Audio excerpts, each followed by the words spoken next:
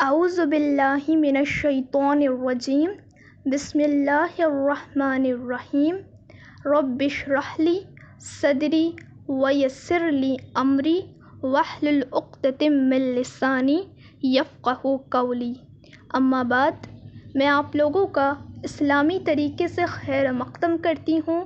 السلام علیکم ورحمۃ اللہ وبرکاتہ۔ آج جو میرا عنوان ہے وہ ہے برتھ ڈے جو ہوتی ہے، سالگرہ جو مناتے ہیں، اس کا کھانا کھانا، میلاد جس کو کہتے ہیں عربی میں، اس کا کھانا کھانا کیسا ہے۔ تو دیکھیے، برتھ ڈے کا کھانا شریعتاً درست نہیں ہوگا اور برتھ ڈے منانا شریعتاً درست نہیں ہے۔ وہ بہت سے لوگ اس کا جواز دیتے ہیں، ایسا کوئی جواز موجود نہیں ہے ہمارے پاس، اس لیے یہ کبھی بھی نبی کریم صلی اللہ علیہ وسلم اور صحابہ کے دور میں یا اس کے بعد کے تابعین، تبع تابعین کے دور میں یا اس سے پہلے کے عربوں کے اندر سالگرہ منانے کا کوئی طریقہ نہیں تھا۔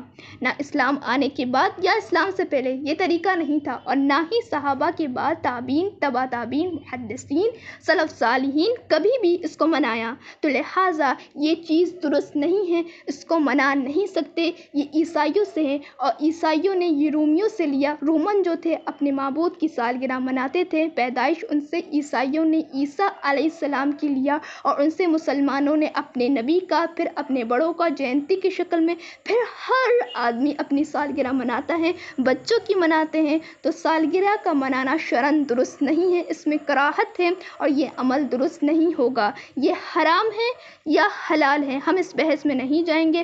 شریعتاً اس کی کراہت ہے، اس سے اجتناب کرنا یہی ایک چیز ہمارے لیے بہتر ہے۔ پھر اس میں کیا کیا رسومات ہوتی ہے آپ سب کو پتہ ہے۔ وہ کیک کاٹتے ہیں، غیر مسلمانوں کی مشابہت جیسا ایک یہود کرتے ہیں، نصارہ کرتے ہیں اپنے بچوں کی سالگرہ اور خود کی، اور وہ مشابہت اور وہ کیک پھر ان گنتیں بدعتیں خرافاتیں ہوتی ہیں۔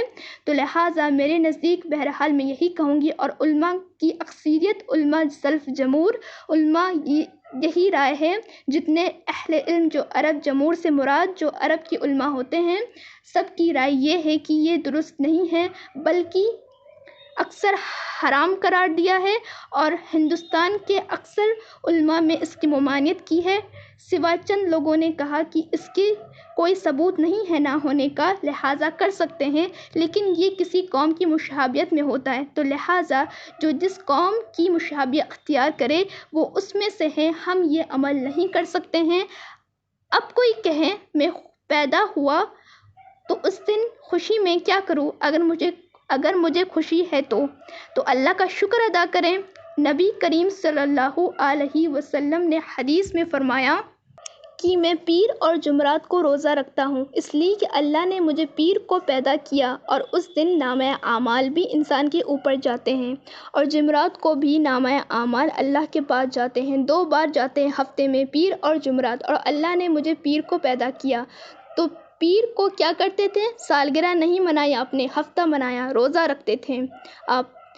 تو اگر کسی کو لگے کہ اللہ نے پیدا کیا، اس کے شکر میں کیا کروں، تو صدقہ کیجیے، خیرات کیجیے۔ سالگرہ نہیں ہے وہ کہ اللہ نے آج کے دن مجھے پیدا کیا تھا، ایک زندگی عطا فرمائی، اس کا بڑا فضل ہے۔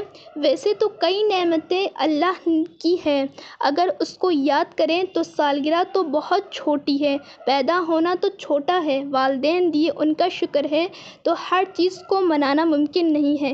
پھر بھی بہرحال لیکن اس کا منانا درست نہیں ہوگا، ورنہ یہ حدیث سے یہ بات پتہ چلتی کہ آپ صلی اللہ علیہ وسلم نے شکرانے میں کہ مجھے اللہ نے پیدا کیا اور اس دن روزہ رکھا، تو آپ بھی روزہ رکھیے۔ یہ سالگرہ اور یہ تمام رسومات بہرحال شرعاً درست نہیں ہے، اور اس کا منانے سے اجتناب کرنا ہی بہتر ہے۔